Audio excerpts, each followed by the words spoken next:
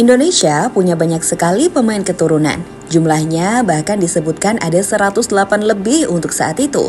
Bisa bertambah dan sebagainya. Namun tak semua pemain mendapatkan kesempatan dipanggil tim Garuda. Bahkan mereka yang sudah dipantau dan diamati, tidak semuanya dipilih oleh Coach Shin, di mana pelatih asal Korea ini punya penilaian tersendiri untuk pemain-pemain yang layak dinaturalisasi. Sekarang menjadi menarik mengetahui nasib dari pemain-pemain yang dipantau oleh Coach Shin, namun akhirnya tidak dipilih. Berikut rangkuman selengkapnya.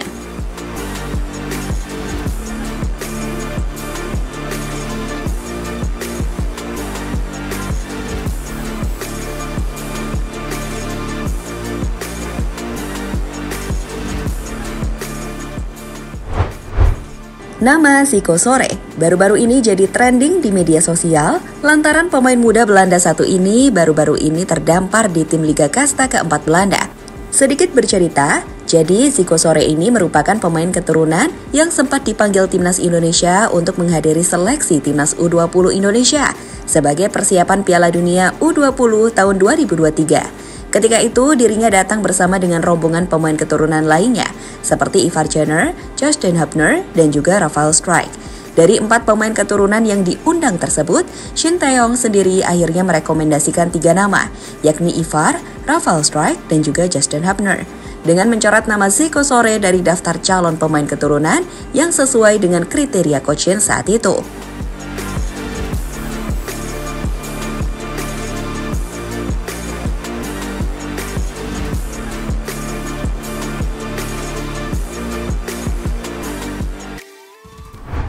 Tentu dicoretnya Zico Sore saat itu sempat jadi pro dan kontra. Ia adalah pemain muda yang dinilai punya potensi besar ketika Zico bermain untuk klub Under-21 Williams II. Tapi sepertinya Shin Tae-yong jauh lebih tahu dari siapapun dalam menilai pemain. Jadi, sepanjang musim lalu, Zico Sore ini dapat dikatakan tak tampil terlalu mengesankan bersama timnya Williams II Under-21. Berposisi sebagai central forward atau penyerang tengah, Zico Sore tercatat hanya berstatus pemain pengganti, di mana ia hanya bermain dalam 7 pertandingan, dengan mencatatkan 2 gol saja. Dan itu kenapa pemain yang telah menginjak usia 21 tahun itu pada akhirnya dilepas oleh klubnya Williams II. Sebelum akhirnya sekarang bermain di klub divisi 4 Liga Belanda, DVS 33.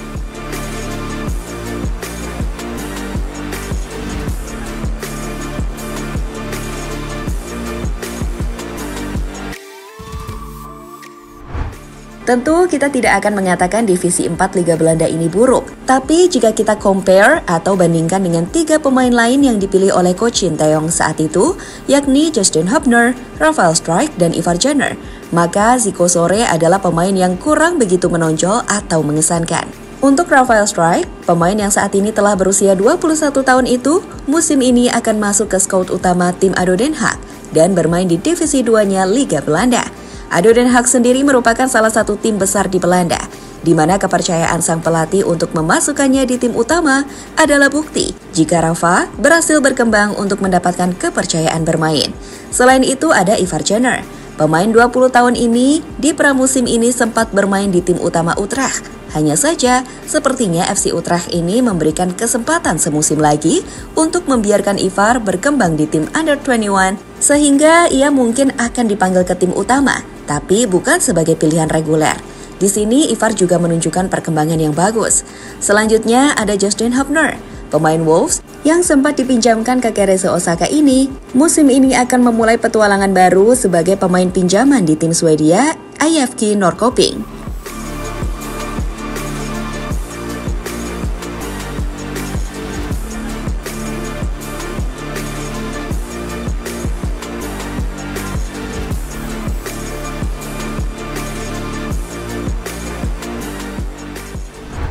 Sebelum Zico Sore, Coach Shin Tae-yong sendiri pernah memanggil 3 pemain keturunan lainnya untuk melakukan seleksi.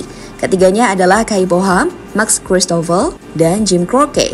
Untuk Kai Boham, pemain 21 tahun yang berposisi sebagai center back ini, saat ini bermain untuk tim SC Telstar U21, yang klub utamanya bermain di divisi 2 Liga Belanda. Di tim U21 ini, Kai Boham cukup sering bermain. Bagaimana dengan Max Christoffel? Saat ini, pemain 20 tahun yang berposisi sebagai bek tengah itu juga masih bermain di tim Under-21 Williams II. Musim lalu, dirinya cukup rutin bermain dengan 14 pertandingan dengan catatan 1 gol.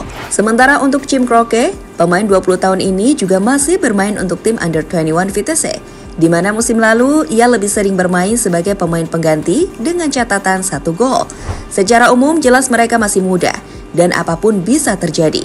Tapi tentu saja untuk timnas, Shin Tae-yong punya standar yang sangat tinggi. Sebagai contoh di lini belakang, sulit tentunya untuk Kai Bo-ham masuk timnas saat di pos tersebut terdapat pemain sekelas Jay It-ses hingga Justin Hubner.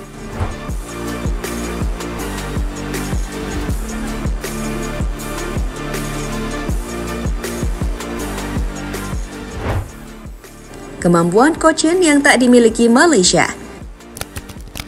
Apa yang dimiliki Kochin dalam menilai pemain berkualitas atau tidak inilah yang kemudian dibandingkan dengan para pemain keturunan di Malaysia. Jadi sebagai catatan, di ajang Piala Asia 2024 yang lalu, Malaysia ternyata menjadi tim yang paling banyak memakai pemain naturalisasi. Total ada 14 orang. Namun dari 14 pemain naturalisasi, baik yang memiliki darah Malaysia atau tidak, para pemain tersebut dinilai kurang berkontribusi banyak. Hasilnya, Malaysia harus jadi juru kunci di babak grup. Dengan 1 poin dari hasil 1 kali imbang dan 2 kali kalah. Mereka kalah dari Yordania 4-0, kalah dari Bahrain 1-0, dan imbang atas Korea dengan skor 3-3.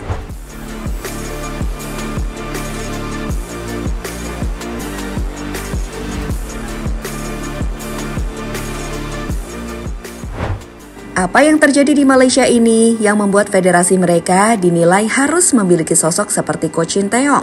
Tak hanya memperbanyak para pemain naturalisasi, tapi kualitasnya kurang. Namun menambah pemain naturalisasi atau keturunan dengan kualitas yang bisa bersaing di Asia bahkan dunia.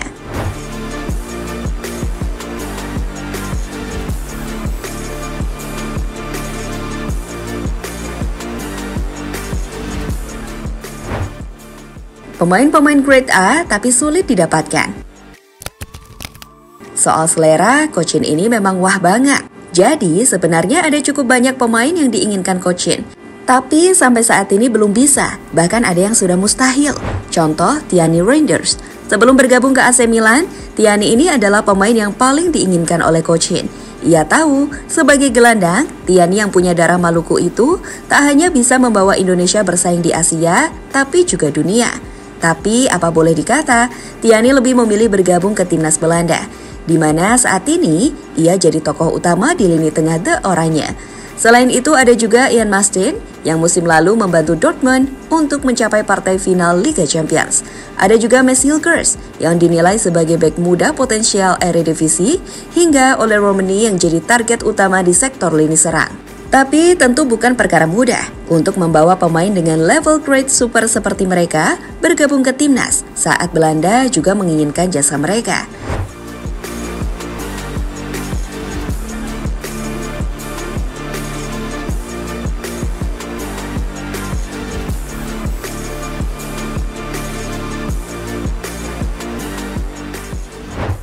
Melihat kemampuan dan kejelian Coach Shin dalam menilai pemain inilah, agak aneh jika ada yang masih meragukan kualitas Coach Shin sebagai pelatih timnas.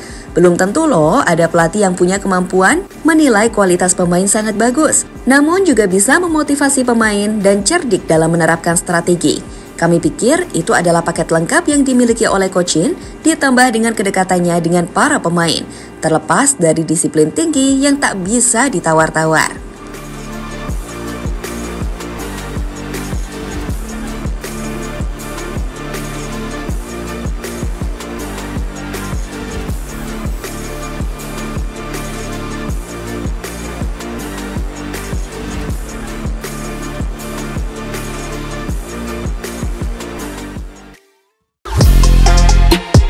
Halo, izin iklan sebentar ya guys. Jadikan ruangmu bernuansa timnas. Temukan beragam poster dinding, sepak bola dan timnas dengan desain menawan, kualitas premium dan harga yang tidak akan menguras kantong. Segera klik link Shopee di deskripsi video ini dan dukung timnas dengan sepenuh hati. Mulai dari dinding rumahmu.